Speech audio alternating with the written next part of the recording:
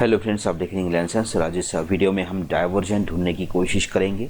ये bank Nifty का chart है और ये है आरएसआई। इन दोनों की मदद से हम डाइवर्जन को फाइंड आउट करने की कोशिश करेंगे। अभी मैंने लगाया है 30 मिनट का चार्ट। 30 मिनट के चार्ट में हम डाइवर्जन ढूंढने की कोशिश करेंगे और उसे अप्लाई करेंगे 5 मिनट या फिर 10 मिनट्स के चार्ट में। आपको मल्टीपल टाइम फ्रेम में डाइवर्जन को फाइंड आउट करना होता है। यहाँ पर देखिए, जैसे यहाँ से आरएसआई स्टार्ट होता है तो ये एक डाइवर्जन है। इस तरह से यहाँ पर आपको डाइवर्जन मिल सकता है। अगर इस एरिया में आप ढूंढेंगे तो यहाँ पर डेफिनेटली आपको डाइवर्जन मिलेगा। इस एरिया में आपको डाइवर्जन मिलेगा, गारंटी के साथ मैं कहता हूँ। क्योंकि यहाँ पर बाज़ार ने रेंज बाउंड दिया है और यहाँ पर बाज़ार नीचे आया है। इसी से आपको पता चलता है यहाँ पर ये इस जगह पे आरएसआई ने रेंज बाउंड दिया है। मतलब आरएसआई क्या है, वहीं के वहीं घूम रहा है। यहाँ से लेकर यहाँ तक, आप यहाँ से लेकर यहाँ तक कर सकते हैं, वहीं से वहीं घूम रहा है। और ऊपर जाके प्राइस पर देखेंगे तो प्राइस यहाँ पर नीचे आई थी। ठीक है, प्राइस यहाँ पर नीचे आई थी या फिर रेंज बाउंड हुई थी। तो ये क्लियर कट है कि यहाँ पर डाइवर्जन है। यहाँ पर आप ये वाला डाइवर्जन बहुत इंटरेस्टिंग है, ये वाला डाइवर्जन और उसका ये वाला प्राइस।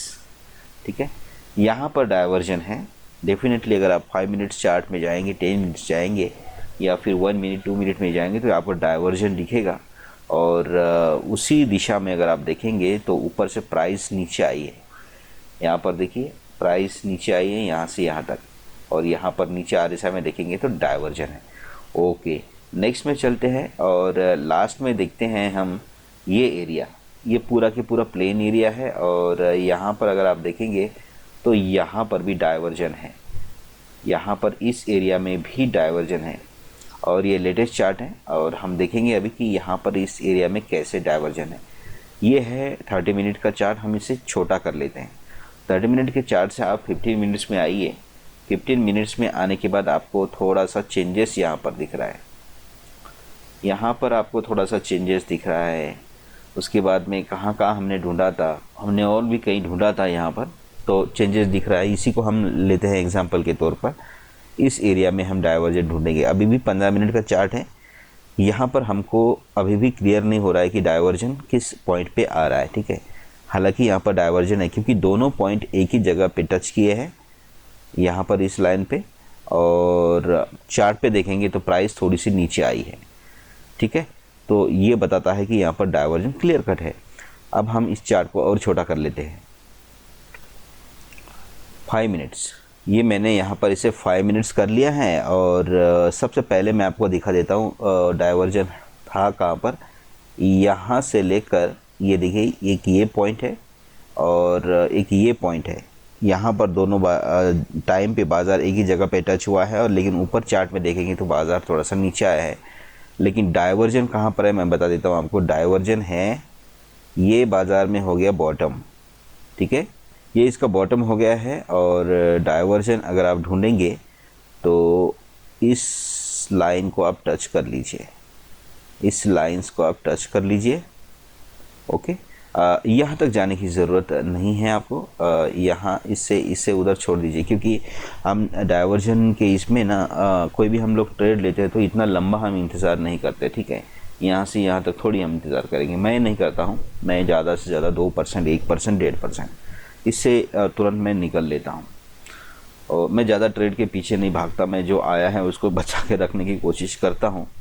यही होती है सिखलाई। काफ़ी साल की पढ़ाई के बाद, काफ़ी साल लॉस खाने के बाद जब आप सीखते हैं ना, तो सीखे तो आप ऑलरेडी रहते हैं, बस उसको मेंटेन नहीं कर पाते हम लोग। और इसीलिए हम लोग लॉस में कन्वर्ट हो जाते हैं। क्योंकि सिखलाई इतनी, स्टॉक मार्केट में क्या है, आप हर दिन सीखते रहिए, कोई दिक्कत नहीं। लेकिन आप पैसे कमाने लायक जो चीज़ें हैं वो हार्डली स्टार्टिंग के 6 महीने में, 1 महीने में आप तकरीबन सीख ही जाएंगे। लेकिन क्या है, उन चीज़ों को हम मेंटेन नहीं कर पाते। स्टॉप लॉस लगाना, ओवर ट्रेडिंग नहीं करना, कहीं पर भी ट्रेड नहीं करना, अपने समय का इंतज़ार नहीं करना, है ना। और मार्केट का समय ख़त्म होने के बाद में ट्रेड लेना, वॉल्यूम कम होने के बाद में ट्रेड लेना, ये सारी चीज़ें होती है। और ये चीज़ें हम शुरू में मेंटेन नहीं कर पाते हैं। इन्हीं चीज़ों को कंट्रोल करने के लिए हमको सालों लग जाते हैं, है ना। तो यही है। तो अब मैं इसलिए इससे ऊपर जाऊंगा ही नहीं, इससे ऊपर मैं कभी जाता ही नहीं। डाइवर्जन मिला ट्रेड लिया और ख़त्म। तो यहाँ पर आपको डाइवर्जन कैसे मिला मैं आपको बता देता हूँ। यहाँ पर देखिए ये लाइन यहाँ पर खींच दिया। अब इसी लाइन से आप चार्ट पर भी लाइन खींच सकते हैं। आप देखिए यहाँ से ओके, अब यहाँ से यहाँ तक एक लाइन खींच दीजिए और जहाँ डाइवर्जन आया वहाँ पर भी एक लाइन खींच दीजिए। डाइवर्जन कहाँ पर आया था, यहाँ पर आया ना, ओ सॉरी, डाइवर्जन यहाँ आपको मिला और ये लाइन आप इस तरह से खींच सकते हैं या फिर नहीं भी खींच सकते हैं। ये लाइन खींचने की कोई ज़रूरत नहीं है, ठीक है, लेकिन आपको समझने के लिए ये पता चलेगा कि हाँ यहाँ पर डाइवर्जन।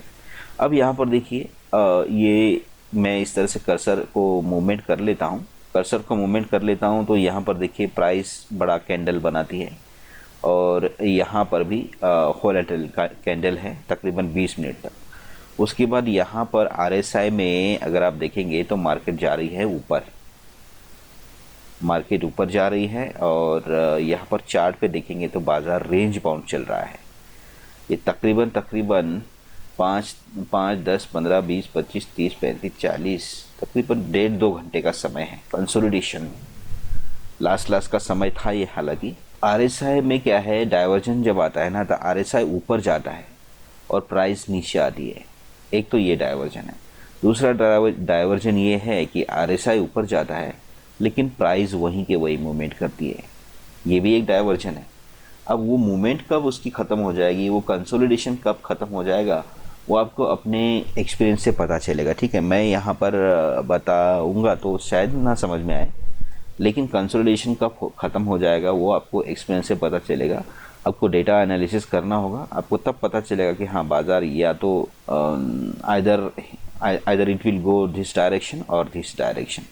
बट RSI हमको कहाँ बता रहा है, इस तरह से बता रहा है कि हाँ प्राइस ऊपर जानी चाहिए, लेकिन वो क्या हो रही है, कंसोलिडेट हो रही है।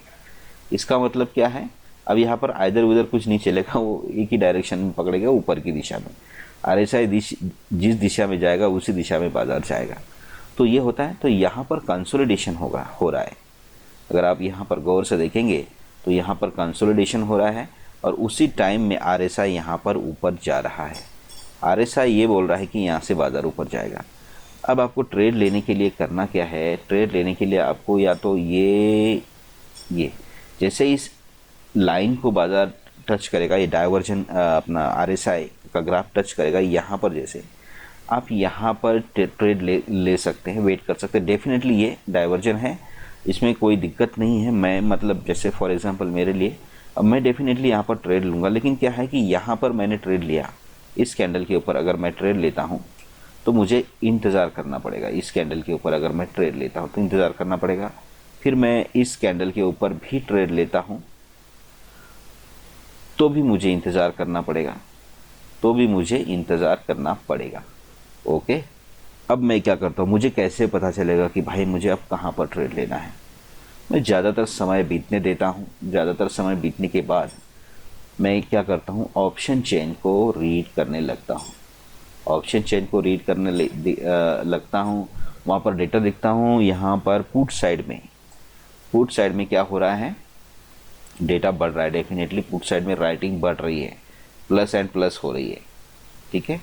जब RSI में आपको डाइवर्जन मिला है और चार्ट में रेंज बाउंड चल रहा है तो पुट साइड में राइटिंग बढ़ती है और कॉल साइड में राइटिंग कम होती है, ओके, कम होती है। यहाँ पर रेंज बाउंड चल रहा है तो ये कभी कभी ये बढ़ भी सकती है और कभी कभी ये कम भी हो सकती है, लेकिन एक आप इसका एवरेज निकालेंगे तो आपको आराम से पता चल जाएगा कि कॉल साइड में राइटिंग कम हो रही है और पुट साइड में राइटिंग बढ़ रही है। खास करके ये लास्ट वाले पीरियड्स में, ये लास्ट वाले 3-4 जो कैंडल है उसमें, तब मुझे पता चलता है कि हाँ अब मुझे ट्रेड लेना चाहिए। और उसके बाद मैं जब देखता हूँ कि हाँ यहाँ पर मैं एक जो टचिंग है छोड़ देता हूँ, दूसरी टचिंग छोड़ देता हूँ, और मैं 3-4 टचिंग ज़्यादातर मैंने 2-3 टचिंग मैं छोड़ देता हूँ, ठीक है, 2 तो मिनिमम मैं छोड़ देता हूँ। तो यहाँ पर जैसे कि मैंने ट्रेड लिया इस कैंडल के ऊपर, अब मैंने इस कैंडल के ऊपर ट्रेड लिया लास्ट वाले टच के ऊपर, मैंने एग्जैक्टली उसी टाइम पे टच लिया जिस टाइम पे से बाज़ार ऊपर जाने लगा था। देखिए यहाँ पर एक वोलेटाइल कैंडल बनी और उसके बाद ये चली गया। हालांकि ये मेरे ख्याल से 4-5% दिया था, लेकिन मैं वेट नहीं किया। आई एग्जिटेड माई ट्रेड आफ्टर 2%। ठीक है, मैंने पहले ही टारगेट लगा ही दिया था कि हाँ इतना मुझे चाहिए, उससे ऊपर नहीं है, तो मैंने लिया और एग्ज़िट हो गया। ठीक है, हालांकि उसके बाद ये काफ़ी ऊपर चला गया था यहाँ तक, लेकिन ये इस इमेजिनरी प्राइस को लेने के चक्कर में ही हम लोग लॉस आ जाते हैं। तो ये सब इमेजिनरी है, इमेजिनेशन है ना। किसी के जेब में ढेर लाखों अरबों रुपया है, किसी के जेब में है, या कोई बैग लेके जा रहा है, हमारे काम का क्या है? दिख रहा है हमको पैसा लेके जा रहा है, हमारे क्या काम का है भाई? वो तो उसका पैसा है ना। हम उसको लेने की कोशिश करेंगे या फिर उसको छीनने की कोशिश करेंगे तो हमारे ऊपर इल्ज़ाम लगेगा, हम क्या हो जाएंगे? अपराधी हो जाएंगे, है ना। हमको पनिशमेंट मिल सकती है। तो वही है, ये हम जब मार्केट में लॉस लेते हैं ना, ये भी एक पनिशमेंट ही है। इसीलिए हम उस नियम का पालन करना चाहिए, हमने उस नियम का पालन करना चाहिए। आप अगर हिसाब लगा लीजिए, डेली का 1% और डेली का 2%, बस ये जो चीज़ें हैं आपको कहीं पर भी मिल सकती हैं। हालांकि इसमें भी आपको कभी कभी अगर आप बाज़ार के डायरेक्शन में ट्रेड नहीं लेंगे ना, तो ये भी आपको लॉस में डाल देगा। ट्रेड आपको बाज़ार के डायरेक्शन में ही लेना पड़ेगा किसी भी कंडीशन में। चाहे आप बाज़ार में प्रॉफिट मत कमाओ, जितने रुपए में आपने बाय किया है ना, उतने पे ही आप सेल कर दीजिए, तब भी आपको डायरेक्शनली ही ट्रेड लेना पड़ेगा। बाज़ार जिस दिशा में जाएगा उसी दिशा में। कहीं आप ये समझ लेंगे कि हाँ यार मैं क्या करता हूँ, टेस्ट कर लेता हूँ और मुझे कोई प्रॉफिट नहीं चाहिए, कहीं पर भी मैं ट्रेड लेता हूँ, यहाँ पर सेल कर दिया। या फिर आपने कहीं पर भी मैं ट्रेड कर लेता हूँ, यहाँ पर आपने बाय कर लिया, इस कैंडल पे बाय कर लिया, इस कैंडल पे सेल कर लिया, थोड़ी चलेगा? नहीं चलेगा ना। ऐसा नहीं होता है। बाज़ार जिस दिशा में जा रहा है उसी दिशा में ट्रेड लो तो ही प्रॉफिट में रहोगे। चाहे आप 1% प्रॉफिट लो, चाहे 2% लो, चाहे 5% लो, चाहे आप विदाउट प्रॉफिट एग्जिट कर जाओ, अपने प्राइस पे, एंट्री प्राइस पे एग्जिट कर जाओ, उसमें भी आपको डायरेक्शनल ही ट्रेड लेना होगा। तो ये बाज़ार में बहुत चीज़ें हैं, छोटी छोटी चीज़ें हैं, जो चीज़ें हमको सीखने के लिए कई साल लगते हैं और उसके बाद फिर आप कमाने लगते हैं, है ना। तो ये सारी चीज़ें हैं। आपको लगता है कि हम अपना जो अनुभव है, जो एक्सपीरियंस है, आपके साथ शेयर करते हैं, तो हमारे चैनल को ज़रूर सब्सक्राइब करें, क्योंकि कोई ना कोई पॉइंट्स, कोई ना कोई लाइंस आपको लाइफ में ज़रूर हेल्प करेगी हमारी, और आपको किसी चीज़ से बचाने की कोशिश करेगी। एटलीस्ट प्रॉफिट में नहीं भी डालेगी तो आपको बचाने की कोशिश ज़रूर करेगी। और शेयर बाज़ार में सिर्फ प्रॉफिट कमाना ही ट्रेडिंग करना नहीं होता है, कैपिटल को बचा के रखना भी अपने आप में एक प्रॉफिट ही है। लड़ने के लिए हथियार ही नहीं है तो कैसे लड़ेंगे लड़ाई? शेयर बाज़ार के साथ हम लोग की लड़ाई चलती है। आपके पास कैपिटल ही नहीं रहेगा तो आप खेलेंगे कैसे, सीखेंगे कैसे? इसलिए सबसे पहले कैपिटल है, चाहे वो आपके पास 1 महीना बचा रहे, 2 महीना बचा रहे, जितना ज़्यादा आप बचा के रख सकते हो उतना अच्छा है। अगर आप उसे खोओगे ही नहीं तो सबसे अच्छा है। तो मिलते हैं नेक्स्ट वीडियो में, तब तक के लिए हैप्पी ट्रेडिंग।